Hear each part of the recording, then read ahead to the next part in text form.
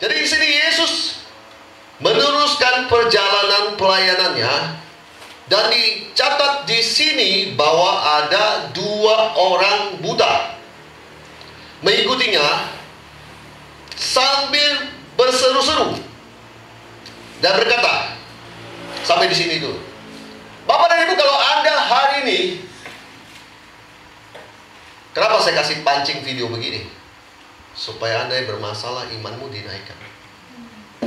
Kalau Anda terlalu banyak nonton film apapun yang membuat imanmu makin down, bahwa Anda berkata sakit ginjal dia akan mati, harus begini, dan sebagainya. Tapi kalau kamu lihat di dalam Yesus bisa, setidaknya ada titik pengharapan bahwa kamu harus percaya sama Tuhan. Gini, saya melihat di kasus ini ada 2 orang buta. Dia ikuti Yesus sambil berseru-seru. Pastinya saya mengira bahwa 2 orang buta ini, dia sudah dengar tentang nama Yesus. Amin. Kalau nggak dengar, gimana dia mau cari Yesus? Pastinya saya sudah dengar bahwa di dalam Yesus ada mujizat. Nah, makanya kalau Bapak dan Ibu sudah tahu bahwa Yesus bisa menyembuhkan Anda, kenapa Anda tidak mau ikuti dia dengan sepenuh hati? Itu pertanyaan saya. Datang gereja, kadang datang, kadang enggak, kadang datang, kadang enggak. Itu mirip dengan daerah pelayanan kami di Kalimantan Barat. Saya menemukan, gimana ya? Butuh Tuhan, punya kebutuhan sama Tuhan, harus serius. Amin. Amin. Pak, kalau Anda butuh bikin SIM, harusnya Anda harus serius dengan bikin SIM. Datang ke kantor, jangan cuma mulut bilang aku butuh SIM, aku mau SIM. Tapi ke kantor SIM, bikin SIM aja kamu nggak mau. Kalau kamu hari ini bilang kamu butuh kesembuhan, pertanyaan saya, kenapa kamu nggak mau ke gereja? Kenapa kita nggak mau ke gereja? Kenapa kita nggak mau serius ikut Yesus? 2 orang buta ini mengikuti Yesus, membuktikan bahwa dia serius dengan kebutuhan dia. Kebutuhannya apa? Mau disembuhkan. Dan saya melihat di sini dikatakan begini, Son of David, have mercy on us. Panggilan anak Daud ada panggilan mesianik untuk seorang yang dia percaya akan menyelamatkan umat Israel. Jadi saya berpikir 2 orang ini, dia tidak cuma hanya ikut Yesus berseru, tetapi dia di sini sedang mengagungkan nama Tuhan. Kalau kita sedang kondisi kritis, sedang susah, sedang nggak punya uang, sedang bergumul sesuatu, mau numpang tanya, masihkah kamu memanggil Tuhanmu dan memuliakan Dia? Nah, itu pertanyaan saya. Pak, Bu, kasihanilah kami, hai anak Daud. Ini bukan perkataan Alkitab cuma mencatat ini biasa-biasa saja. Kalau Bapak dan Ibu lihat di kamus bahasa Inggris, di kamus Alkitab, apa itu sebenarnya anak Daud, gelar ini? Anda akan menemukan ini gelar mesianik, gelar yang ditujukan buat orang yang tahu yang akan menyelamatkan bangsa Israel. Kalau Anda tahu begitu, Anda tahu berarti orang 2 buta ini sedang memberikan pengagungan kepada Tuhan. Amin. Amin. Kok loyo? Amin. Amin. 28. Setelah Yesus masuk ke dalam sebuah rumah, jadi tadi saya beranggapan itu orang buta itu ikut Yesus. Lalu ketika Yesus masuk ke sebuah rumah, Alkitab mencatat dua orang ini tetap dalam mengikuti Yesus. Jadi dimanapun Yesus berada, dua orang ini tetap dalam posisi mengikuti dia. Hari-hari ini saya banyak menemukan juga, Pak. Ini kan saya penginjil, Pak Bu. Saya tadi sudah bilang, saya bukan pengembala. Jadi saya nggak punya jemaat, Pak Bu. Saya menginjil. Saya berkeliling ke gereja. Saya banyak menemukan kasus begini. Ikut Tuhan kalau lagi happy dan baik dan doanya dijawab. Kalau tidak dijawab, tidak ke gereja, tidak ikut Tuhan. Ini orang, dia ngikut Tuhan, dan dia berseru, "Kasihanilah kami, hai anak Daud." Dan kemudian Yesus masuk ke sebuah rumah. Ini orang posisinya tidak berubah, tetap dalam posisi dia masih ikut Yesus. Kenapa? Saya menilai karena dia punya kebutuhan. Pak Bu, jangan berhenti mengikut Yesus apapun kondisimu. Setuju? Katakan amin. Saya, bapak dan ibu, tidak beda dengan bapak dan ibu. Bapak dan ibu punya pergumulan, saya juga punya, cuma beda aja pergumulannya. Saya menemukan orang ini, Yesus ketika masuk, dua orang ini tetap dalam posisi dia ikut Yesus. Yesus masuk ke sebuah ruang, dia juga ada di situ. Karena Alkitab mencatat, datanglah kedua orang buta itu kepadanya. Ini berbicara, tadi sudah berseru. Sambil berseru-seru, Alkitab tidak mencatat berseru, tapi bilang berseru-seru. Berarti, kasihanilah kami, hai anak Daud. Kasihanilah kami, hai anak Daud. Berseru-seru kan? Berarti diulang-ulang. Nah, ketika Yesus mungkin tidak memperdulikan dia, Yesus masuk ke rumah. Ini orang makin berani bersikap. Hari ini kita Kristen, doamu tidak dijawab. Harusnya makin berani kamu bersikap. Bukan, maaf, makin sontoloyo. Yang saya sering lihat, makin sontoloyo. Mundur. Karena kenapa? Tuhan tidak jawab. Makin mundur. Dua orang ini saya menemukan makin berani. Yesus masuk ke rumah, dia datang juga. Dia tidak peduli. Mungkin Yesus sedang punya acara dengan orang di rumah itu, tapi dia di sini saya melihat malah dia apa? Responnya. Dia datang. Datang mau ngapain? Datang mau berbicara sama Tuhan. Datang apa? Mau menyetok Tuhan. Memang ya, dari dulu kalau bicara kita altakon. Siapa di sini mau terima urapan Tuhan? Yang maju ke depan, itu yang dapat. Yang duduk di kursi begini nggak pernah dapat. Makanya bangku VIP di depan ini selalu diduduki oleh orang-orang yang punya iman berani. Salah satunya Hendrik waktu masih usia 21 tahun. Hendrik selalu ada duduk di depan dan dengar kira-kira batuan bule ini mau ngomong apa ya. Dan saya siap untuk menangkap urapan dia. Makanya saya dapat. Yang lain duduk di belakang. Buat saya duduk, saya selalu pilih duduk paling belakang. Itu adalah Hendrik masa lalu. Umur 23 tahun ke 23 tahun ke bawah dengan rokok Marlboro di sini. Kenapa? Saya merasa saya nggak layak. Jadi habis saya gereja, saya akan begini. Itu saya. Di sini nggak ada. Aman di sini, Pak. Saya mau kasih tahu, Pak. Hanya orang punya iman berani, dia akan pilih barisan depan. Karena dia akan bilang, kira-kira Tuhan mau ngomong apa. Jangan saya sampai kelewatan. Ini orang juga sama saya lihat. Dia nggak mau kelewatan dengan Tuhan. Tuhan masuk ke rumah, dia kejar. Dan dia stop. Sampai Yesus akhirnya berkata kepada mereka, Bapak dan Ibu bikin Yesus sampai berbicara dengan Anda. Amin. Semua pada begini. Belum pernah dengar khotbah yang kayak begini, Pak Bu. Bapak dan Ibu bikin sampai Yesus berbicara dengan Anda. Anda bilang, saya 20 tahun, 25 tahun ikut Tuhan, gak pernah saya dengar Yesus berbicara. Bapak ini ngomong apa? Sebentar, saya nantangin Anda semua ya. Anda bertanya begitu. Dengan baik.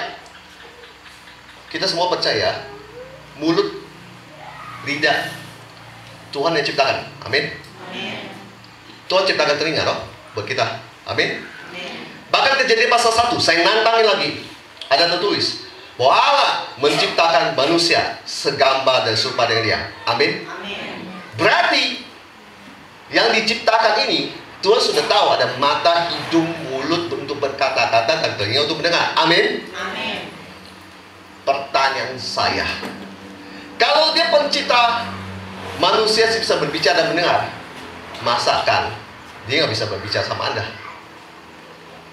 Mau nantang aja saya. Berarti Dia sangat bisa berbicara sama Anda. Amin.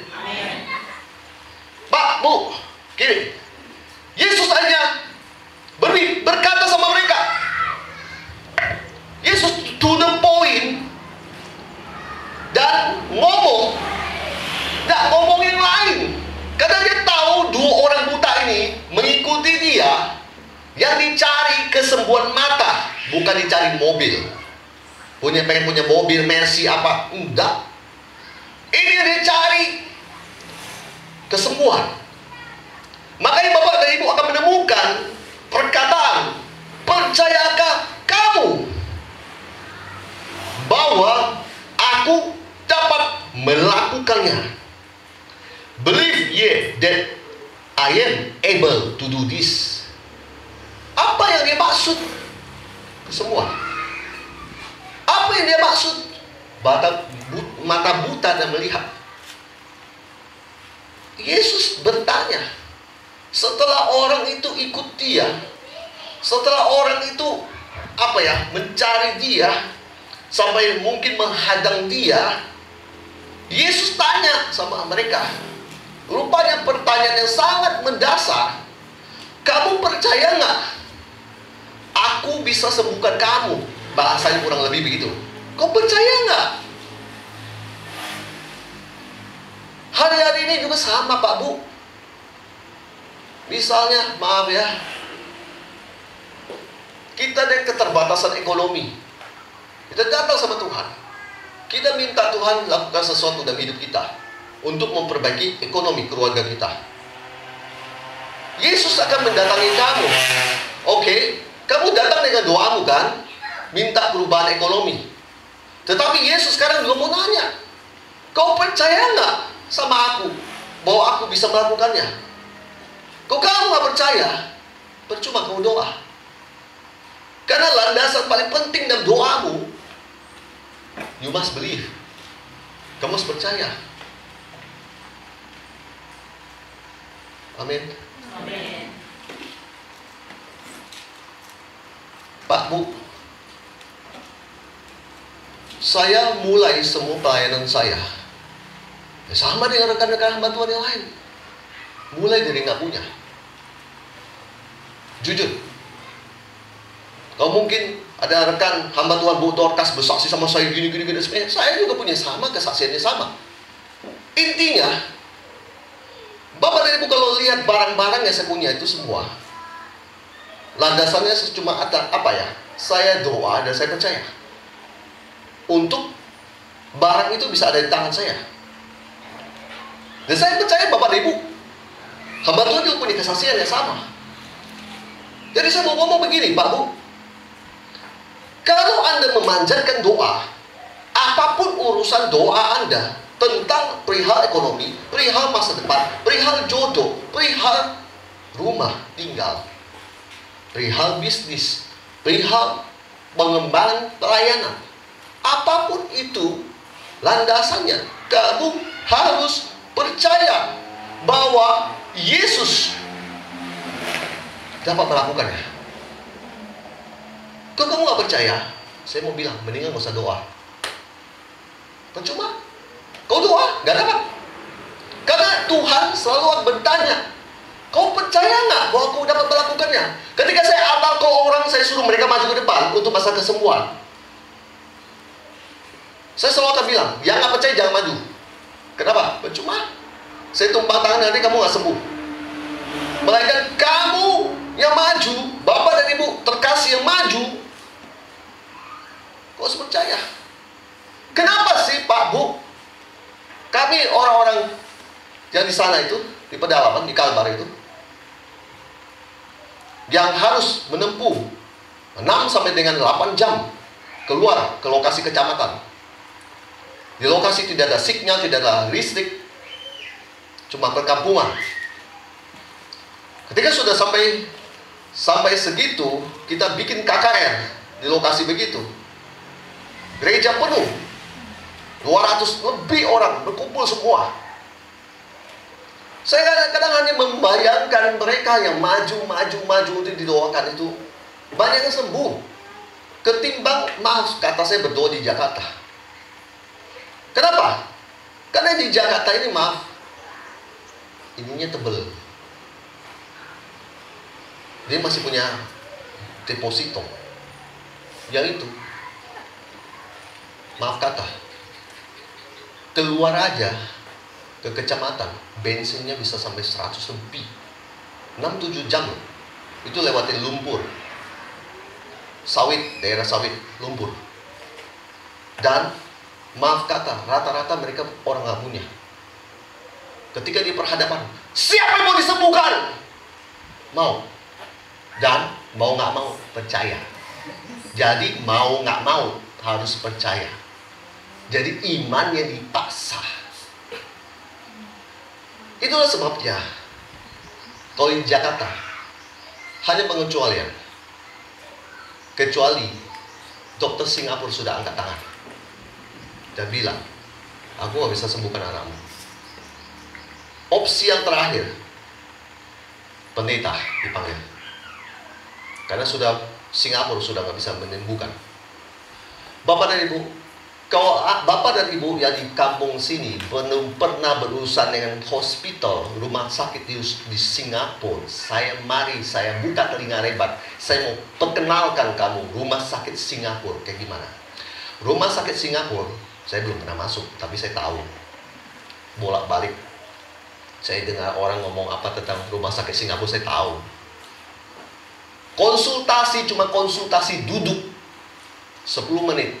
Kamu harus mengeluarkan 3.500.000 sampai 5 juta lebih. Konsultasinya mahal loh.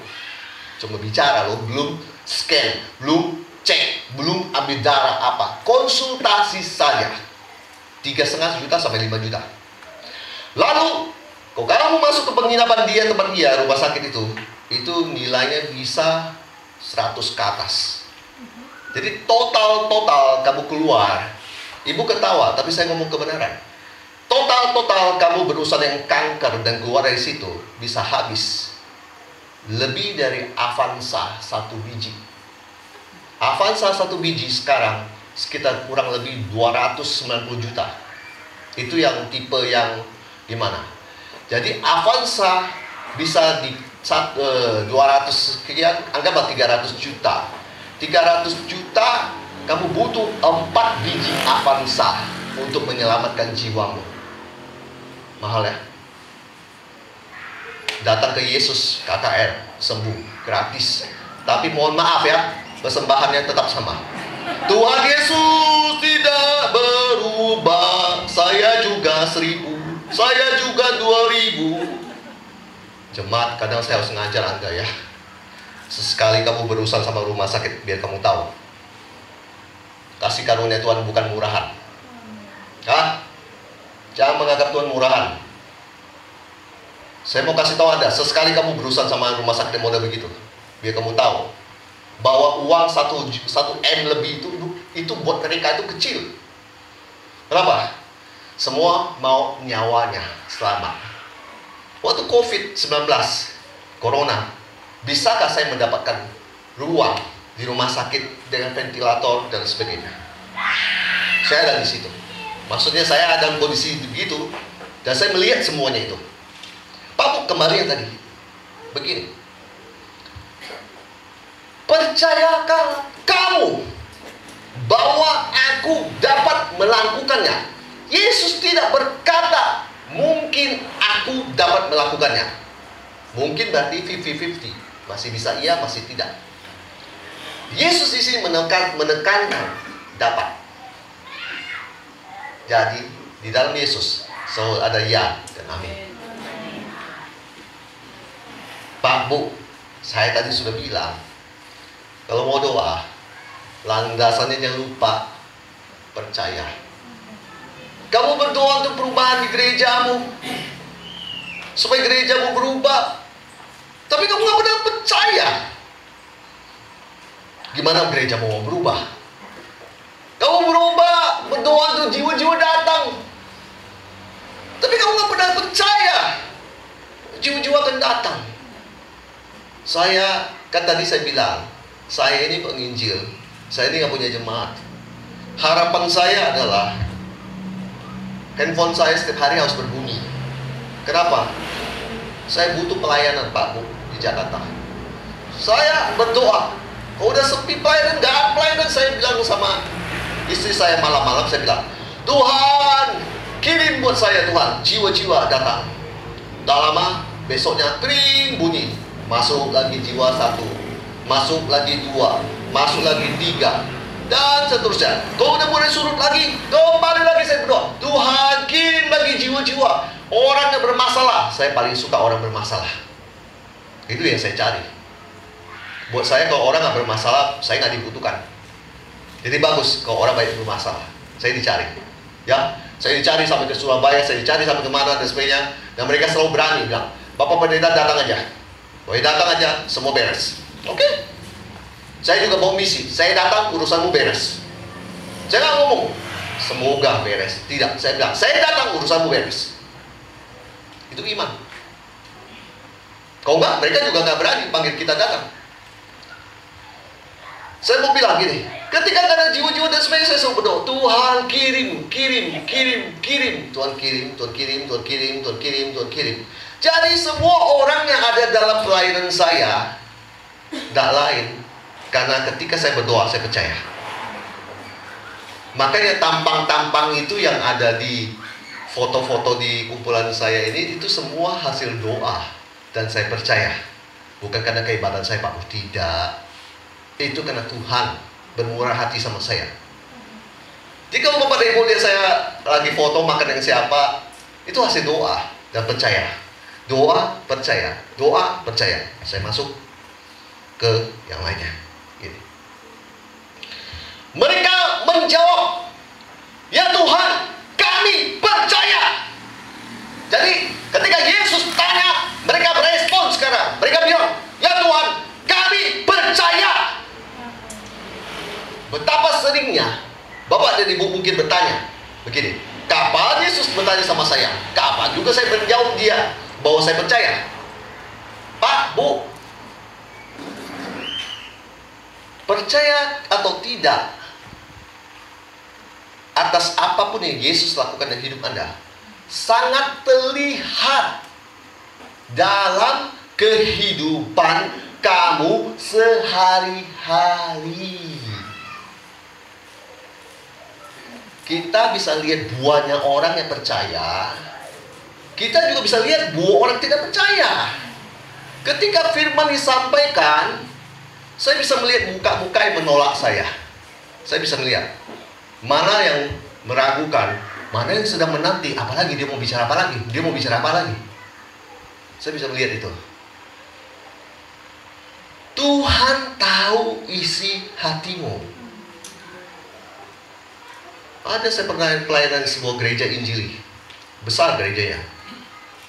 Hamba Tuhannya baru ditabiskan, dijabat tangan saya. Saya lihat, saya kasih tahu tim saya, ini orang munafik. Saya tahu siapa dia.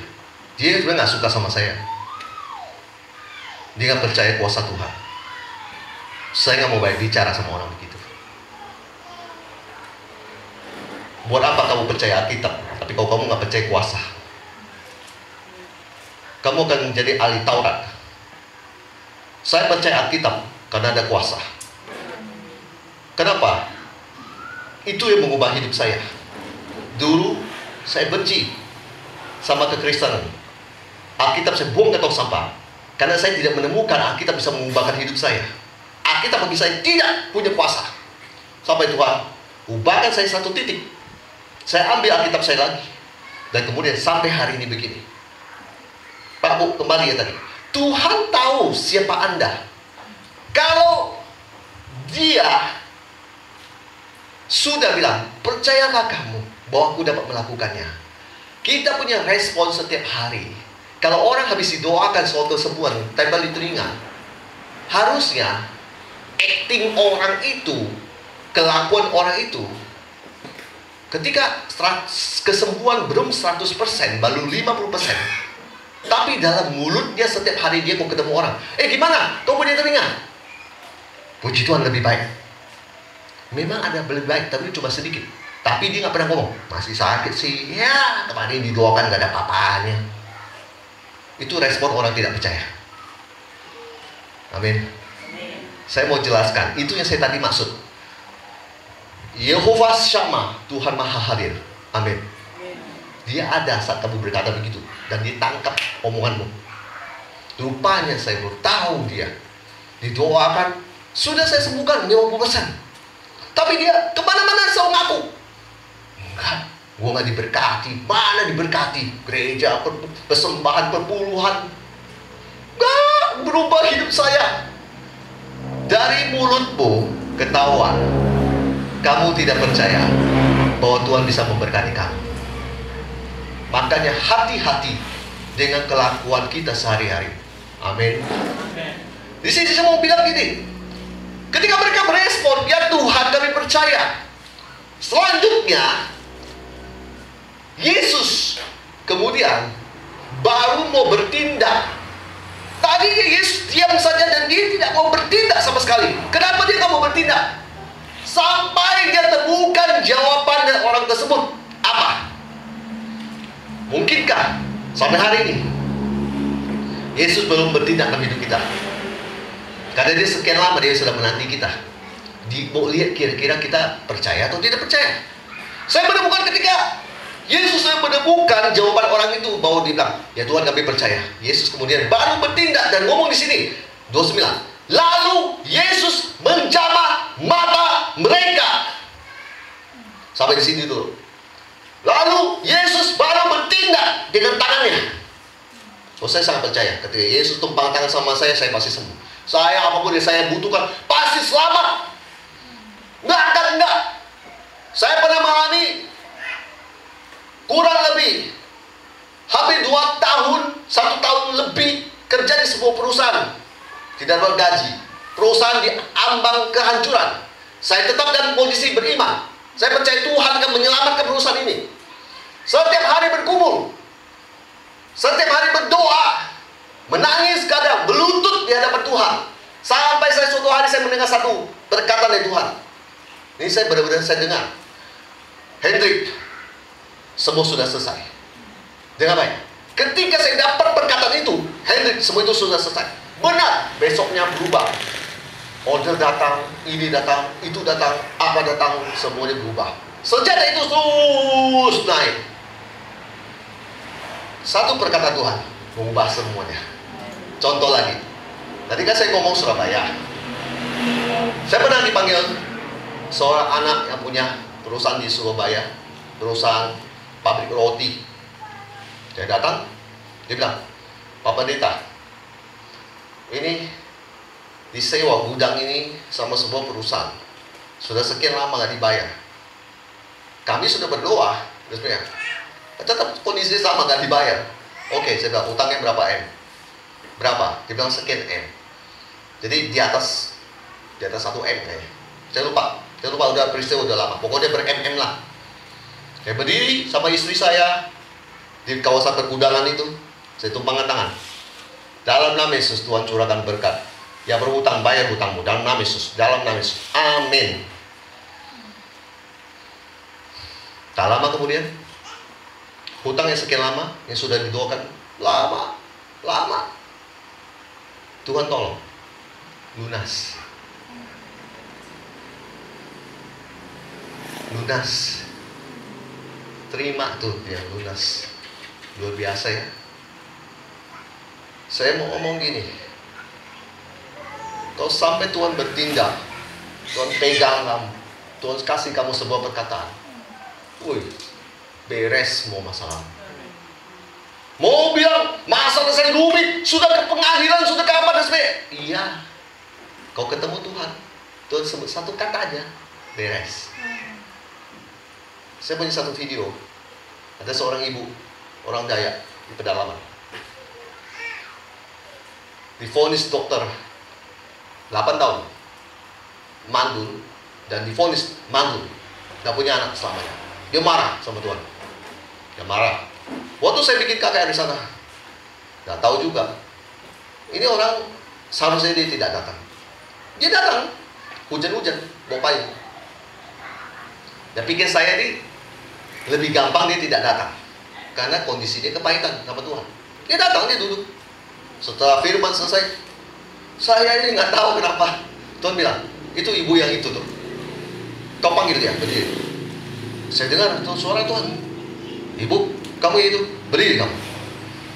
Lalu habis itu saya berdoa begini, Tuhan, apapun yang dia doakan dan sebagainya, Tuhan jawab sekarang buat kamu. Dia nangis. Kami pergi, hamil.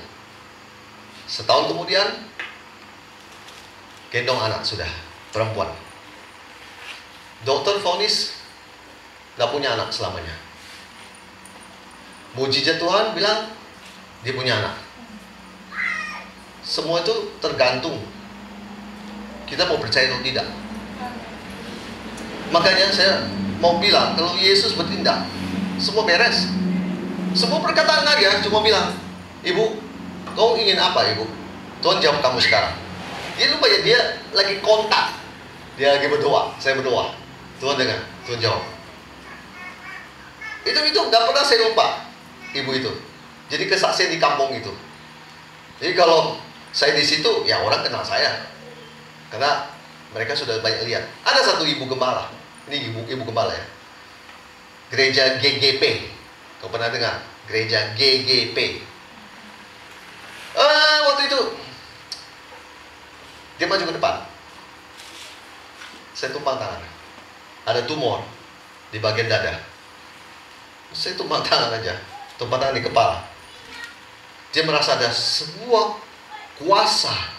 Waktu didoakan panas masuk ke tubuh dia. Jadi setelah itu singkat cerita tumornya hilang. Nah kemana? Saya juga nggak tahu Pak Bu. Jangan tanya sama saya. Saya ini nggak bisa berbuat apa-apa Pak Bu.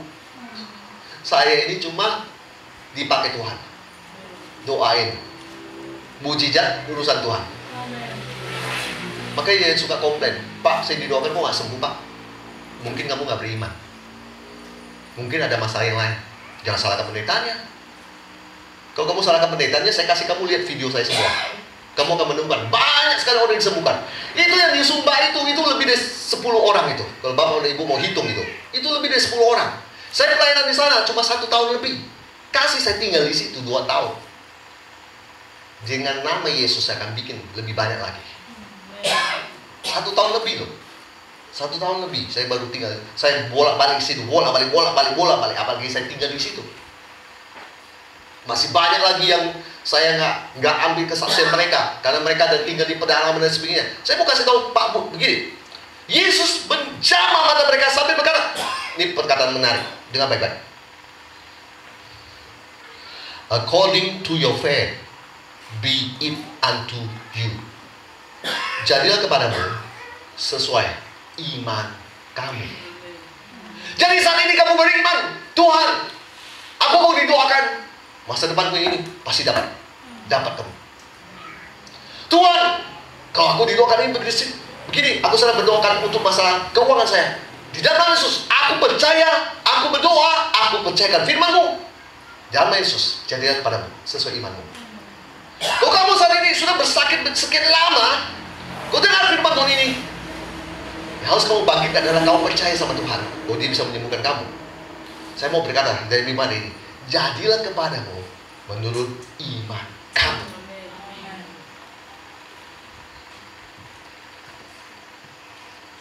Ini yang kemarin di Lebo ya, Pak Gembala ya. Saya cerita sedikit ya, Bu, Pak.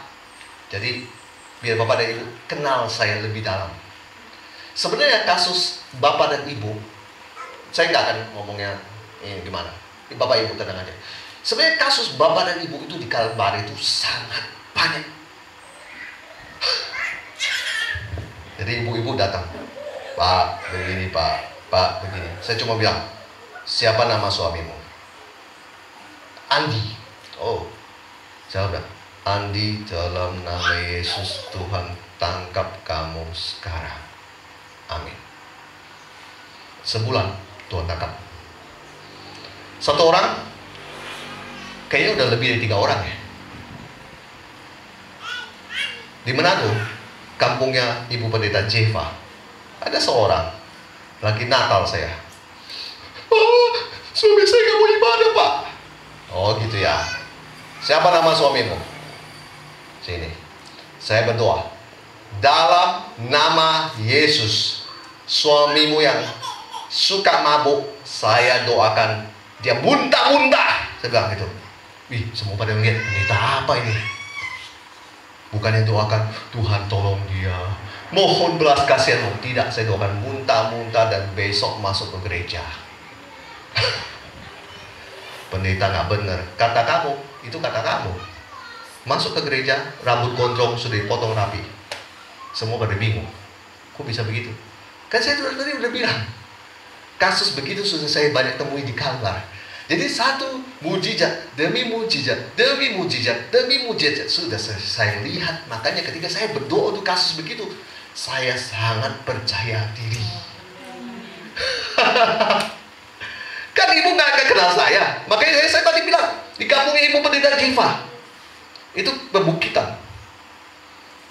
Ya sama, kampung Kristen, tapi kalau urusan beribadah, suka-suka hati mereka. Gak mau datang, mabuk dan sebagainya. Saya doakan, dalam nama Yesus kau muntah-muntah dan besok masuk ke gereja. Gembala begini, benar atau penginjil? Saya sudah bilang, kalau nubuatan dari Tuhan pasti terjadi. Kalau bukan, tidak terjadi. Buktinya dia masuk ke gereja. Percaya sama Tuhan. Amin. Percaya Tuhan. Amin. Sekali lagi, dari iman Anda, percaya Tuhan. Amin. Kurang. Dengan iman, percaya pada Tuhan. Amin. Bahwa dia bisa melakukan segala sesuatu di luar akal batas kemampuan Anda. Amin. Amin. Bahwa dia bisa mengubah kehidupan Anda. Amin. Amin. Bahwa dia bisa merubah masa depan anak Anda. Amin. Jangan takut, jangan gentar. Percaya. Saya sudah selesai. Boleh saya minta piano aja Pak, tanpa ritme.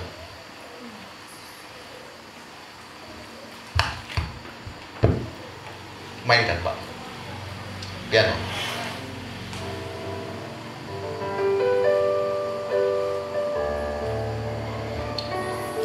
Roh Kudus hadir di sini.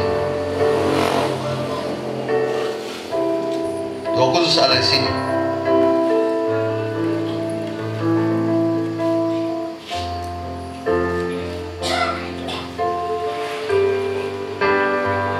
Siapapun Anda, yang hari ini Anda dengar firman